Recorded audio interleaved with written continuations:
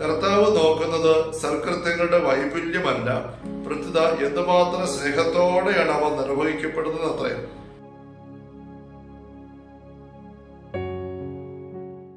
ഈശോ മിശിഹായിക്ക് സ്തുതിയായിരിക്കട്ടെ. ഈശോന്റെ സ്നേഹിക്കപ്പെട്ട സഹോദരരെ, ആഭ്യന്തര കർമ്മീയ ആത്മീയതയുടെ 253 സെഷനിലേക്കാണ് നമ്മൾ വന്നിരിക്കുന്നത്. 7ാം സദനത്തെ കുറിച്ചുള്ള 27ാമത്തെ വിചിന്തനവുമാണിത്. ഹല്ലേലൂയ, ഹല്ലേലൂയ, ഹല്ലേലൂയ. 7ാം സദനത്തിന്റെ 15ാമത്തെ ഖണ്ഡികയിലേക്കാണ് നമ്മളിന്ന് കടക്കുന്നത്. നമുക്ക് ശ്രദ്ധിക്കാം. കഴിഞ്ഞ സെഷനിൽ മദ്രസ പറയുകയുണ്ടായി, തീഷ്ണതയോടുകൂടെ ദൈവസേവനത്തിന് വ്യാപരിക്കാനുള്ള വലിയ ഒരു ഔത്സുക്യം 7ാം സദനത്തിന്റെ ആഴപ്പെട്ട ആത്മസായുജ്യ അനുഭവത്തിലേക്ക് വരുന്ന വ്യക്തികളുടെ കത്ത് ജ്വലിക്കണം. അത് ബഥനിയായ മറിയത്തിന്റെ ഉത്തമപക്ഷം വിട്ടുപോകുന്നതല്ല, മർത്തായും മറിയും ഒരുമിച്ച് പോകുന്ന ശൈലിയാണ്. ഉത്തമപക്ഷത്തോട് ചേർന്ന് പോകുന്ന കാര്യമാണ് നമുക്ക് വിശദീകരിച്ചു. വീണ്ടും നമുക്ക് എവിടെ പോയി നമുക്ക് ശുശ്രൂഷിക്കാൻ അവസരം ഉണ്ടാകും എന്നതിനെ കുറിച്ചും മദ്രസ്യ പറഞ്ഞു. നമ്മുടെ അനുദിന ജീവിത സാഹചര്യങ്ങളിൽ ഒരുപാട് അവസരങ്ങളുണ്ട്. അതിന്റെ 7 ഉദാഹരണങ്ങൾ മദ്രസ്യ വിശദീകരിക്കുന്ന നമ്മുടെ കഴിഞ്ഞ കാണുകയുണ്ടായി. അതിന് ബാക്കിയായിട്ട് നമ്മുടെ ഉള്ളിൽ വരാവുന്ന ചിന്തിക്കും. മദ്രസ്യ വീണ്ടും ഉത്തരം നൽകുക. 15ാം ഖണ്ഡിക. ഇതൊന്നും മാനസാന്തര വേലയല്ല, ഇവിടെ എല്ലാവരും നല്ലവരാണല്ലോ എന്ന് നിങ്ങൾ പ്രത്യുദ്ധരിച്ചേക്കാം. അപ്പം ദൂരെ പോയി പാപികളെ മാനസാന്തരപ്പെടുത്താൻ വേണ്ടി സിസി കൊണ്ടുപോകാനോ ഡൊമിനിക് കൊണ്ടുപോകാനോ അല്ലെ പിന്നീട് ഫ്രാൻസിസ് സേവ്യറോ ഉത്തരേസ്യ ആഗ്രഹത്തിൽ ചെയ്ത പോലെയൊക്കെയുള്ള കാര്യങ്ങളിലേക്ക് പോകാൻ അങ്ങനെയുള്ള വേദികൾ നമുക്ക് ഇതിന്റെ കൂടെയുള്ളവർക്ക് വേണ്ടി ഇടപെടാൻ പറയുമ്പോൾ അതൊക്കെ അവരിപ്പം തന്നെ നല്ലവരാണല്ലോ, അവർക്ക് വേണ്ടി ഇത് ചെയ്യാനൊന്നും ഇല്ലല്ലോ എന്നൊരു ആക്ഷേപം. അവിടെ മദ്രസ പറയാണ്, എത്ര കഥയില്ലാത്ത ഭീകര ന്യായം. അങ്ങനെ എന്താ ചിന്തിക്കുന്നേ? അവർ അല്പം കൂടി നന്നാകുന്നെങ്കിൽ അവിടെ സ്തുതിഗീതങ്ങൾ കർത്താവിന് അത്രയും കൂടി പ്രീതികരമായിരിക്കും. നിങ്ങളുടെ എളിമ, സ്നേഹം, പ്രാർത്ഥന, ത്യാഗസന്നദ്ധത, അങ്ങനെയൊക്കെ നിങ്ങളുടെ ഭാഗത്തുനിന്ന് നിങ്ങൾ കാണിക്കുന്നതായ ദൈവസ്നേഹത്തിന്റെ പരസ്നേഹത്തിന്റെയും ഒക്കെ സാന്നിധ്യവും ഇടപെടലും വഴി നിങ്ങളുടെ സമൂഹത്തിലുള്ളവര്, വീട്ടിലുള്ളവര് കുറെ കൂടെ ദൈവസ്നേഹം കൊണ്ട് നിറഞ്ഞ് നന്മയിൽ രൂപാന്തരപ്പെട്ട് കയറി വന്നാൽ അവരുടെ സ്തുതിഗീതങ്ങള് അത്രയും കൂടെ നന്നാകും. അവരുടെ ജീവിതം മെച്ചപ്പെടും. അത് ദൈവത്തിന് എന്തോരം സന്തോഷ കാര്യമാണ്, പ്രതികരമാണ്. അവരുടെ പ്രാർത്ഥന മറ്റുള്ളവർക്ക് കൂടെ ഫലപ്രദമാവുകയും ചെയ്യും. അപ്പൊ അവരുടെ ജീവിതത്തിന്റെ ഇപ്പോഴുള്ള ആത്മീയ ശുശ്രൂഷ മേഖല മെച്ചപ്പെടും. എന്റെ സഹോദരന്മാരെ ഞാൻ ഉപസംഹരിക്കുകയാണ്. അതുകൊണ്ട് അങ്ങനത്തെ ന്യായവാദികൾ ചിന്തിച്ച് ഭാരപ്പെടേണ്ട. നിങ്ങളുടെ സാന്നിധ്യം നിങ്ങൾക്ക് ഒരുപാട് ആത്മീയമായിട്ട് വളരാനുണ്ട്. നിങ്ങൾ 7ാം സദനത്തിലേക്ക് എത്തിക്കഴിഞ്ഞാൽ നിങ്ങളുടെ കൂടെയുള്ളവര് അങ്ങനെ വളർന്നു വരാനായിട്ട് ഇനിയും ഒരുപാട് മേഖല താണ്ടി അവർ വളർന്നു വരേണ്ട ആവശ്യമുണ്ട്. അതിന് അവർക്ക് ഇടവരാനായിട്ട് നിങ്ങളുടെ സാന്നിധ്യവും ജീവിതവും അവർക്ക് സഹായമാകട്ടെ. അവിടെ ഞാൻ ഉപസംഹരിക്കുകയാണ്. നാം അടിസ്ഥാനമില്ലാത്ത ഗോപുരങ്ങൾ നിർമ്മിച്ചുകൊണ്ടിരിക്കരുത്. കർത്താവ് നോക്കുന്നത് സൽകൃത്യങ്ങളുടെ വൈപുല്യമല്ല, പ്രത്യുത എന്തുമാത്രം സ്നേഹത്തോടെയാണ് അവ നിർവഹിക്കപ്പെടുന്നത് അത്രയും. അടിസ്ഥാനമില്ലാത്ത ഗോപുരങ്ങൾ നിർമ്മിച്ചുകൊണ്ടിരിക്കരുത്. 1 കൊരിന്തോസ് 3 ഓരോ സംസ്ഥാനം പറയുന്നുണ്ട്, യേശുക്രിസ്തു എന്ന അടിസ്ഥാനം ഇട്ട് കഴിഞ്ഞു, ഇനി വേറൊന്ന് സ്ഥാപിക്കാൻ ആരെ കൊണ്ട് പറ്റുകയാണ്. ആ അടിസ്ഥാനത്തിന്റെ പേരാണ് നിങ്ങൾ പണിയേണ്ടത്. അത് പണിയേണ്ടത് തന്നെ നിങ്ങൾ എങ്ങനെ പണിയുന്നു ശ്രദ്ധിക്കണം. ഓരോരുത്തരും സ്വർണം, വെള്ളി, രക്തങ്ങൾ കൊണ്ട് പണിയാം. അതെന്നും നിലനിൽക്കും തീയിലൂടെ കടന്നു പോകുമ്പോഴും. അതല്ല എങ്കിൽ തടി കൊണ്ട്, വൈക്കോല് കൊണ്ട്, പുല്ലുകൊണ്ട് പണിയാം. അത് തീയിലൂടെ കടന്നു പോകുമ്പോൾ നശിച്ചു പോകും, അഗ്നിക്കിരയാകും. അപ്പൊ ആ പണിയ വ്യക്തികള് നഷ്ടം സഹിക്കേണ്ടി വരും. അപ്പൊ ഈശോയാകുന്ന അടിസ്ഥാനത്തിന്റെ മേൽ രക്തങ്ങളും സ്വർണവും വെള്ളിയും ഉപയോഗിച്ചുള്ള പണികൾ ചെയ്യുന്നതിനെ കുറിച്ചാണ് അവതരിച്ച് പഠിപ്പിച്ചുകൊണ്ടിരിക്കുന്നത്.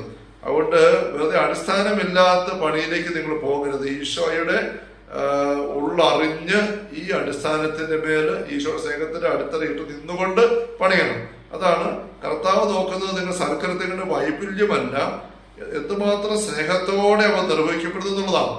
ഈശോയോടുള്ള സ്നേഹത്തിന്റെ ബന്ധത്തിൽ അടിത്തറയിട്ട് നിന്നുകൊണ്ട് ആ നിറഞ്ഞ സ്നേഹത്തോടെ നിങ്ങൾ ചെയ്യുന്ന കുഞ്ഞു കുഞ്ഞു കാര്യങ്ങൾ പോലും സ്വർണവും വെള്ളിയും രക്തവും കൊണ്ടുള്ള പണികളായിട്ട് മാറും.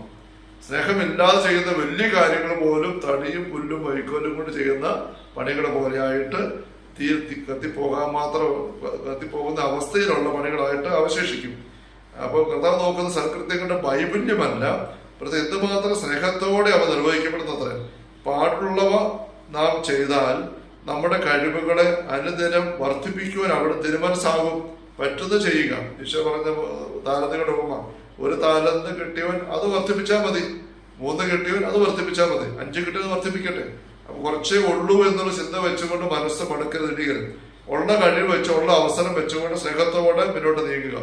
മടുത്തു പോകുന്നെന്ന് അത്ര എളുപ്പം പറഞ്ഞ് കളയരുത്, മടുക്കരുത്. ഞാൻ മടുത്തു, ഒരുപാട് ചെയ്തു, ഇനി പറ്റിയല്ല, ആ ചിന്തയിലേക്ക് പോകരുത്, എളുപ്പം പറഞ്ഞു പോകരുത്.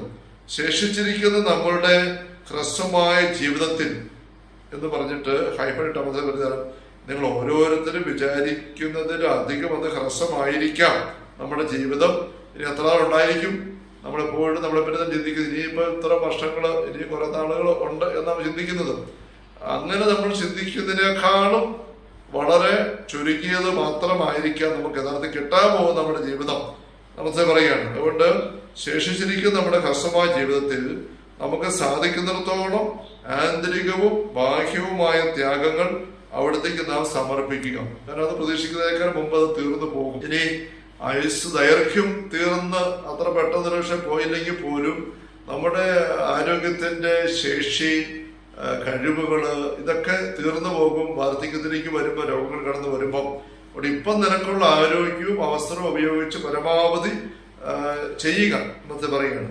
നമുക്ക് വേണ്ടി താൻ നിത്യപിതാവിന് കുരിശിന്മേൽ അർപ്പിച്ച ബലിയോട് അവയെല്ലാം അവിടുന്ന് ഒന്നിപ്പിക്കും. അപ്പൊ അവിടുത്തെ സ്നേഹത്തെ പറ്റി നമ്മൾ ചെയ്യുന്ന ഏത് കാര്യവും കുരിശോട് ചേർത്ത് കാഴ്ചവെക്കുക. അതാണ് നമ്മുടെ പങ്ക്. തീരെ നിസ്സാരമായിരുന്നാലും നമ്മുടെ നന്മനസ് നിമിത്തം അവിടുത്തെ പരമബലിയുടെ ഫലം നമുക്ക് ലഭിക്കുകയും ചെയ്യും. അപ്പൊ ഈശോയുടെ സഹനത്തോട് ചേർത്ത്, കുരിശോട് ചേർത്ത് നമ്മുടെ നിസ്സാരമായ ത്യാഗങ്ങൾ പോലും കാഴ്ചവെക്കുക, അധ്വാനം കാഴ്ചവെക്കുക. ഈശോ ഭൂമിയിൽ ചെയ്ത ദൈവരായ ശുശ്രൂഷയോടാണ് നമ്മൾ ചേർന്ന് നിൽക്കേണ്ടത്. അടിത്തറമേലാണ് നമ്മൾ പണിയുന്നത്. എത്ര നിസ്സാരമായ പണിയാണെങ്കിൽ പോലും അത് ദൈവരാജ്യത്തിന് വലുതാണ്. ഈശോ വിധവയുടെ ചില്ലിക്കാശ് വേണ്ടി കാണിച്ചുകൊണ്ട് അവള് വലിയ സമർപ്പണമാണ് നടത്തിയെന്ന് പറഞ്ഞ് നമുക്കറിയാം. ഒരു പത്രം പച്ചവെള്ളം എന്റെ നാമത്തെ പ്രതി കൊടുത്താൽ പോലും അതിന് പ്രതിഫലം ഉണ്ടെന്ന് പറയുന്ന ഈശോയെ നമുക്കറിയാം. അതുകൊണ്ട് ചെയ്യുന്ന കാര്യത്തിന്റെ വലുപ്പമല്ല, ചെയ്യുമ്പോഴുള്ള സ്നേഹത്തിന്റെ മനോഭാവം എന്തുമാത്രം ഉണ്ടെന്നുള്ളതാണ് ഇവിടെ നമ്മൾ ശ്രദ്ധിക്കേണ്ടത്. അപ്പൊ അങ്ങനെ ഈശോയുടെ സ്നേഹം കൊണ്ട് ഉള്ളു ചേർന്ന് ചെയ്യുന്ന കാര്യങ്ങൾ ചെറുതാണെങ്കിലും വലിയ ഫലം ഉണ്ടാക്കും. കുരിശിൽ ഈശോ അർപ്പിച്ച ബലിയുടെ യോഗ്യതകളിലേക്ക് നമ്മൾ ചേർന്ന് നിൽക്കുകയായിരിക്കും ചെയ്യുന്നത്. അതേസമയം മറുവശവും ഈശോ വ്യക്തമാക്കി നമ്മൾ ഓർമ്മിക്കാൻ പറ്റും, ചേർത്ത് വെക്കാൻ പറ്റും. മത്തായി 7 അവസാന ഖണ്ഡികയിൽ ഈശോ പറയുന്നുണ്ടല്ലോ, അന്ന് പലരും വന്ന് കർത്താവേ കർത്താവേ നിന്റെ നാമത്തെ ഞങ്ങൾ പിശാചുക്കളെ ബഹിഷ്കരിച്ചു, നിന്റെ നാമത്തെ ഞങ്ങൾ അത്ഭുതങ്ങൾ പ്രവർത്തിച്ചു എന്നൊക്കെ പറഞ്ഞുകൊണ്ട് വലിയ കാര്യങ്ങൾ പറഞ്ഞു വരുമ്പോൾ അവിടെ ഈശോ പറയുന്ന ഒരു നൊമ്പരത്തിന്റെ കമന്റ്, ഞാൻ നിങ്ങളെ അറിയുന്നില്ലല്ലോ, എന്നോട് നിങ്ങൾക്ക് സ്നേഹമില്ല, നമ്മൾ സ്നേഹത്തിന്റെ ബന്ധത്തിലായിരുന്നിട്ടില്ല, എന്നോട് സ്നേഹത്തിന്റെ ബന്ധമില്ലാതെ ചെയ്തു കൂട്ടി വലിയ വലിയ കാര്യങ്ങൾ അത് എവിടെയാ ഉപകാരപ്പെടാതെ പോകും എന്നാണ് ഈശോ അവിടെ അർത്ഥമാക്കുന്നത്. ഒന്നാമത്തെ കാര്യം ഈശോ ചേർന്നായിരിക്കുക. നമ്മുടെ മർക്കോസ് 3, 14, 15 വാക്കുകൾ അപ്പസ്തലന്മാരെ വിളിക്കുമ്പോൾ പിശാചുക്കളെ ബഹിഷ്കരിക്കാൻ അധികാരം കൊടുക്കണം, പ്രസംഗിക്കാൻ അയക്കണം. പക്ഷെ അതിനൊക്കെ മുമ്പ് ഈശോ പറയുന്നത് തന്നോട് കൂടെ ആയിരിക്കുക, തന്റെ കൂടെ ആയിരിക്കുക. വീണ്ടും വരുന്ന പത്രോസിനെ തിബേരിയസ് കടൽത്തീരത്ത് വെച്ച് യോഹന്നാൻ 21 അദ്ദേഹത്തിന്റെ വീഴ്ച തള്ളിപ്പറിച്ചെല്ലാം കഴിഞ്ഞ് വീണ്ടും ഈശോ കണ്ടു കഴിയുമ്പോൾ ചോദിക്കുന്ന ഏക കാര്യം, എന്റെ ആടുകളെ മേയ്ക്കുക എന്ന് പറയുന്നതിന് വ്യവസ്ഥ അടിച്ചു വെക്കുന്നത്, നീ എന്നെ സ്നേഹിക്കുന്നു, എല്ലാറ്റിലും ഉപരി എല്ലാ കാലത്തും എന്നെ സ്നേഹിക്കുന്നു, നീ എന്നെ സ്നേഹിക്കുന്നുവോ? അത് ചോദിക്കുകയാണ്, തുറന്ന് ചോദിക്കുകയാണ്, സ്നേഹിക്കുന്നു. ആ സ്നേഹത്തിന്റെ ബന്ധത്തെ ഉറപ്പാക്കിയിട്ടാണ് അത് ഏറ്റു പറയുമ്പോഴാണ് ഈശോ ആടുകളെ മേയ്ക്കാനുള്ള ചുമതല അവിടെ ആവർത്തിച്ച് പറഞ്ഞേൽപ്പിച്ചു കൊടുക്കുക. അപ്പം പറഞ്ഞു കൊടുത്തേക്കാൽ അത് തന്നെയാണ് ഈശോയുള്ള സ്നേഹത്തിലായിരിക്കുക. പിന്നെ കുഞ്ഞു കുഞ്ഞു കാര്യങ്ങൾ പോലെ ശ്രദ്ധിച്ചു കൊള്ളുക, ചെയ്ത് അത് വലിയ കാര്യമായിട്ട് ഭവിക്കും എന്ന് പറയുകയാണ് വീണ്ടും. അപ്പോൾ നമ്മുടെ പങ്ക് തീരെ നിസ്സാരമായിരുന്നാലും നമ്മുടെ നന്മനസ് നിമിത്തം അവിടുത്തെ പരമ്പരയുടെ ഫലം നമുക്ക് ലഭിക്കുകയും ചെയ്യും. അവസാനത്തെ ഖണ്ഡിക 4-ാമത്തെ അധ്യായത്തിൻ്റെത് 16-ാം ഖണ്ഡിക. എന്റെ സഹോദരിമാരെ, പുത്രിമാരെ, ദൈവത്തിന്റെ സ്തുതിഗീതങ്ങൾ എന്നെന്നും പാടുവാനുള്ള സ്ഥലത്ത് നാം എല്ലാവരും ഒന്നിച്ച് കാണുവാനും സ്വർഗത്തില് നമ്മൾ എല്ലാവരും ഒരുമിച്ച് കൂടണം, ചേരണം, അവിടെ ദൈവത്തെ സ്തുതിക്കണം. അങ്ങനെ അതിന് സംഭവിക്കാനും അത് ചേരാൻ പറ്റുന്നതിന് വേണ്ടിയിട്ടും നിങ്ങളെ ഉദ്ബോധിപ്പിച്ച സംഗതികൾ ഞാൻ തന്നെ അല്പമെങ്കിലും പ്രവൃത്തിയിൽ വരുത്തുവാൻ എനിക്ക് അനുഗ്രഹം ലഭിക്കുവാനും. അമ്മ തെരേസയുടെ എളിമ നമ്മൾ കണ്ട് പഠിക്കണം, ഒപ്പിയെടുക്കണം. ഇതുപോലെ ഏഴാം സദനത്തിന്റെ എന്നതാ നിറവില് ആയിരിക്കുന്ന, അതേപ്പറ്റി അധികാരത്തെ പറ്റി പഠിപ്പിക്കാൻ ദൈവത്തിന്റെ വലിയ ഉപകരണമായ അമ്മ തെരേസ്യ തന്നെ പറ്റി തന്നെ പറയുന്നത്, ഞാൻ തന്നെ അല്പമെങ്കിലും പ്രവൃത്തിയിൽ ഈ കാര്യങ്ങൾ പ്രവൃത്തിയിൽ വരുത്തുവാൻ എനിക്ക് അനുഗ്രഹം ലഭിക്കുവാൻ. ഏത് ഈ ഭഗവച്ച മുഴുവൻ അനുഭവിച്ച കാര്യങ്ങളാണ്. എന്നിട്ടും അതിന്റെ തൃപ്തിയല്ല അമ്മ തെരേസ്യ ആയിരിക്കും, സ്വയം ഭാവമല്ല, മറിച്ച് അതാണ് എളിമയെന്ന് പറഞ്ഞ ഇതാണ്. താൻ ചെയ്യുന്നതിനെ കുറിച്ച് ഒരു കണക്കും മനസ്സിലില്ല. അന്ത്യവിധിയില് നീതിമാന്മാര് പറയുന്ന അതല്ലേ, എപ്പോഴാണ് ഞങ്ങൾ ഇതൊക്കെ ചെയ്തത്, നിങ്ങൾ ഓർക്കുന്നില്ലല്ലോ. അപ്പൊ അവർ ചെയ്ത കാര്യങ്ങൾ അത് ഓർക്കുന്നേ ഇല്ല. അങ്ങനെ നമ്മൾ ചെയ്തിട്ട് മറന്നു കളയുന്ന കാര്യങ്ങൾ തമ്പുരാൻ ലിസ്റ്റിൽ കയറി പറ്റുക. നമ്മൾ ചെയ്തിട്ട് ഓർക്കുന്ന കാര്യങ്ങൾ ഇപ്പൊ തന്നെ പറയുന്ന പോലെ, ഞങ്ങൾ തന്നെ വിശദങ്ങൾ ബഹിഷ്കരിച്ചു, സുവിശേഷം പ്രസംഗിച്ചു, അത്ഭുതം പ്രവർത്തിച്ചു, ലിസ്റ്റും കൊണ്ട് നമ്മൾ നടന്ന തമ്പുരാന്റെ ലിസ്റ്റിൽ അത് ഇല്ലതായി പോകും. നമ്മൾ ചെയ്തിട്ട് മറന്നു കളഞ്ഞേക്കുക. അത് നമ്മുടെ എല്ലാവരുടെ ജീവിതങ്ങളിൽ ഈശോയ്ക്ക് വേണ്ടി ദൈവസ്നേഹത്തോടെ ഒരുപാട് ശുശ്രൂഷ നിരന്തരം നമ്മൾ ചെയ്യണം. സ്നേഹത്തിന്റെ പ്രവർത്തികൾ, ത്യാഗത്തിന്റെ പ്രവർത്തികൾ, ഇത് മറന്നു കളഞ്ഞേക്കുക. ഓർത്ത് വെക്കരുത്, കുറിച്ച് വെക്കരുത്. അതേപ്പറ്റി ആരും അറിയണ്ട. മത്തായി 6 ഈശോ അങ്ങനെയല്ലേ, ഇടത് കൈ വലത് കൈ പരസ്പരം അറിയുക പോലും ചെയ്യണ്ട. നന്മ ചെയ്യുമ്പോൾ രഹസ്യങ്ങൾ കാണുന്ന പിതാവ് തന്നെ പ്രതിഫലം നൽകും. നമുക്ക് ഈ ഭൂമിയിൽ ചെയ്യുന്ന ഏതെങ്കിലും നല്ല കാര്യത്തിനുള്ള പ്രതിഫലം ഇവിടെ തന്നെ നമ്മുടെ കുടുംബാംഗങ്ങളുടെ ഭാഗത്തുനിന്നോ, അയൽക്കാരുടെ ഭാഗത്തുനിന്നോ, അധികാരികളുടെ ഭാഗത്തുനിന്നോ, സമൂഹത്തിന്റെ ഭാഗത്തുനിന്നൊക്കെ കിട്ടിക്കഴിഞ്ഞാൽ ഈശോ പറഞ്ഞിരിക്കുന്ന വാക്ക് മറക്കരുത്. നമ്മൾ ഒരിക്കലും നിങ്ങൾക്കുള്ള പ്രതിഫലം കിട്ടിക്കഴിഞ്ഞു, പിതാവിന്റെ പക്കൽ നിങ്ങൾക്ക് പ്രതിഫലം ഇല്ല. മത്തായി 6 ഉപവാസം, പ്രാർത്ഥന, ദാനധർമ്മം ഇതേക്കുറിച്ച് പഠിപ്പിക്കുമ്പം ഈശോ ആവർത്തിച്ച് പറയുന്നുണ്ട്. അപ്പം നമ്മൾ ചെയ്യുന്ന കാര്യങ്ങളുടെ ഓർമ്മയും കൊണ്ട് നമ്മൾ നടക്കരുത്. പറ്റുമാവ് ദൈവത്തിന്റെ അവസരം ഉപയോഗിക്കുക, ചെയ്യുക, മറന്നേക്കുക. അത് അമ്മ തെരേസ്യ ഇവിടെ ചെയ്യുന്നത്. അമ്മ തെരേസ്യ അവരെ പറ്റി തന്നെ എത്ര താഴ്മയാ ചിന്തിക്കുന്നത്. അപ്പൊ എളിമയെന്ന് പറയുന്നത് അഭ്യസിക്കുന്ന ആ സദനം വിട്ട് പോകരുതെന്ന് നമുക്ക് നൽകുന്ന ഉപദേശം അമ്മ തെരേസ്യയാണ് ആഴത്തിലത് പാലിക്കുന്നതായിട്ട് നമുക്കിവിടെ നിരീക്ഷിക്കാൻ പറ്റുകയാണ്. അപ്പൊ ഞാൻ പങ്കുവച്ച കാര്യങ്ങൾ ഞാൻ തന്നെ അല്പമെങ്കിലും ഒന്ന് ചെയ്യാൻ ഇടവരാൻ വേണ്ടി ഒരിക്കലും പ്രാർത്ഥിക്കണം. തന്റെ ദൈവത്തിന്റെ യോഗ്യതകൾ വഴി നിത്യകാലവും ജീവിച്ചു വാഴുന്ന അവിടുന്ന് തിരുമനസ്സാകട്ടെ. അപ്പൊ അങ്ങനെ ഞാൻ അതിലേക്ക് കടന്നു വരാൻ സ്വർഗത്തെ ചെത്താനായിട്ട് പുത്രന്റെ യോഗ്യതകൾ വഴി അവിടെ തിരുമനസ്സാകട്ടെ, ആമേൻ എന്ന് പറഞ്ഞ് നിർത്തുമ്പോൾ ഒരു കാര്യം പറയണം. ഒന്നുകൂടി ആവർത്തിച്ചു കൊള്ളട്ടെ. എനിക്ക് വളരെ സംഭ്രമം തോന്നുന്നു. അതുകൊണ്ട് കർത്താവിന്റെ നാമത്തിൽ തന്നെ നിങ്ങളോട് ഞാൻ അപേക്ഷിക്കുന്നു, നിസ്സഹായായ ഈ നിർഭാഗ്യയെ നിങ്ങളുടെ പ്രാർത്ഥനകളിൽ വിസ്മരിക്കരുത്. നിസ്സഹായായ ഈ നിർഭാഗ്യയെ നിങ്ങളുടെ പ്രാർത്ഥനകളിൽ വിസ്മരിക്കരുത്. നമ്മൾ പറഞ്ഞ കാര്യം തന്നെ അത് ഒരു ഭംഗിക്ക് പറയുന്നതല്ല അമ്മ തെരേസ്യ തന്നെ പറ്റിയുള്ള ഈ എളിമയുടെ വാക്കുകൾ. നിസ്സഹായായ ഈ നിർഭാഗ്യയെ നിങ്ങളുടെ പ്രാർത്ഥനകളെ വിസ്മരിക്കരുതേ. ഒന്നുകൂടി ആവർത്തിച്ച് പറയുകയാണ്. എനിക്ക് വളരെ സംഭ്രമം തോന്നുന്നു. സഹമുള്ളവരെ, നമ്മള് ആത്മീയ മേഖലയിൽ, ശുശ്രൂഷ മേഖലയിൽ, നവീകരണ മേഖലയിൽ എന്തെങ്കിലുമൊക്കെ ചെയ്യാൻ അവസരമുള്ള വ്യക്തികളായിരിക്കും നമ്മൾ ഒരുപാട് പേരും. അതേക്കുറിച്ചുള്ള തൃപ്തി ഒരിക്കലും നമ്മുടെ തലയ്ക്കകത്ത് കയറ്റരുത്. അത് നമ്മൾ ചെയ്യുന്ന കാര്യങ്ങൾക്ക് തൃപ്തി, സന്തോഷം, അഭിമാനം എടുക്കരുത്.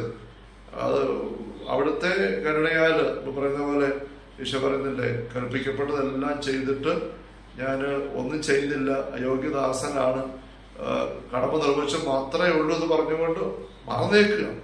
ഒരു സുവിശേഷം പ്രസംഗിക്കുന്നെങ്കിൽ എനിക്ക് അഭിമാനിക്കുന്നത് എന്റെ കടമയാണ്. പ്രസംഗിക്കുന്നില്ലെങ്കിൽ എനിക്കത് കഷ്ടം. ഈ ഒരു എളിമയുടെ ഭാവം നമ്മൾ ബോധപൂർവം, ആത്മശോധനാപൂർവം എടുക്കണം. വീണ്ടും ആവർത്തിക്കുകയാണ്, നമ്മൾ ഒരുപാട് പേര് പ്രത്യേകിച്ച് ഇങ്ങനെ ഒരു ആഭ്യന്തരകാലം ഈ ആത്മീയത പങ്കുവെക്കലിലൂടെ ഇത്രയും സെഷനുകൾ കയറി വന്ന നിങ്ങൾ ഓരോരുത്തരും ആത്മീയ മേഖല ആഴപ്പെട്ട് നാളുകളായിട്ട് ബോധ്യപ്പെടുത്തി നിൽക്കുന്ന വ്യക്തികൾ തന്നെ ആയിരിക്കും. അല്ലാത്തൊരു വെറുതെ കൗതുകം കയറി വരികയാണ്. ജനക്കൂട്ടം പോലെ വരുന്നവരല്ല, ശിഷ്യരായിട്ട് പാദങ്ങൾ ഇരിക്കുന്ന വ്യക്തികളാണ്. അങ്ങനെയുള്ളവർക്ക് മുമ്പിൽ സാത്താൻ നൽകുന്ന വലിയൊരു കെണിയാണ് തൃപ്തി, സ്വയം സംതൃപ്തി, തങ്ങളെ പറ്റിയുള്ള ഒരു അഭിമാന ബോധം. അത് വലിയ കെണി. അമ്മ തെരേസ്യ ഇതുപോലെ നമുക്ക് മുമ്പ് എത്ര ഭംഗിയായിട്ട് പോകുന്ന വ്യക്തിയാണ്. പക്ഷെ അമ്മ തെരേസ്യയുടെ ഉള്ളിൻ്റെ ഒരു ചിന്ത കാണണം, എത്ര നിസ്സാരയാണ് താൻ എന്ന ബോധ്യം. നമ്മുടെ പരിശുദ്ധ കന്യകാമറിയം പറഞ്ഞത് തന്നെയല്ലേ, കർത്താവിന്റെ ദാസി, കർത്താവിന്റെ അമ്മ എന്നാണ് എലിസബത്ത് പറയുന്നത്.